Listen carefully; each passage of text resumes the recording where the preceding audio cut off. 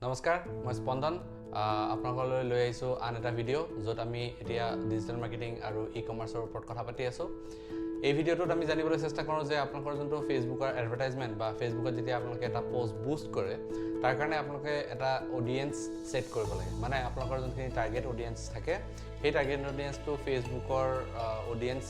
setup হিচাপে মিলাই পেলাই আপোনালোকে এটা অডিয়েন্স ক্ৰিয়েট কৰিব লাগে আৰু সেই অডিয়েন্সটো আপোনালোকে কেনেকৈ ক্ৰিয়েট কৰিব যাতে আপোনালোকৰ এডভাৰটাইজমেণ্টটো আপোনালোকৰ যোনখিনি টাৰ্গেট অডিয়েন্সৰ মানুহ আছে সেইখিনিলৈ যায় তাৰ ওপৰত জানিবলৈ আমি এই ভিডিঅ'টো বনাইছোঁ আহকচোন আমি আজি ভিডিঅ'টো ষ্টাৰ্ট কৰোঁ এতিয়া আমি আহিলোঁ যে আমি আগৰ আপোনালোকে যদি ভিডিঅ'টো চাইছে তাতে গম পাব কেনেকৈ ধৰণে এডভাৰটাইজমেণ্ট এটা আমি ৰান কৰিব লাগে যদি চোৱা নাই তেতিয়াহ'লে আপোনালোকে সেই এডভাৰটাইজমেণ্টৰ ওপৰত ভিডিঅ'টো চাই ল'ব এতিয়া সেই ভিডিঅ'টোত যোনটো আমি অডিয়েন্সৰ কথা কৈছিলোঁ সেই অডিয়েন্সৰটো কেনেধৰণে ক্ৰিয়েট কৰিব লাগে তাৰ ওপৰত আমি কথা পাতিম এতিয়া প্ৰথমতে মই আপোনালোকক কি কৰিম অলৰেডি ক্ৰিয়েট কৰি থোৱা এটা অডিয়েন্সক আপোনালোকক দেখুৱাম যে তাতে কি কি ছেটিংছ দিয়া আছে ঠিক তাৰ লগতে মই আপোনালোকক নতুনকৈ এটা অডিয়েন্স কেনেকৈ ক্ৰিয়েট কৰিব লাগে সেইটো ইয়াৰ পিছৰ অংশত দেখুৱাই দিম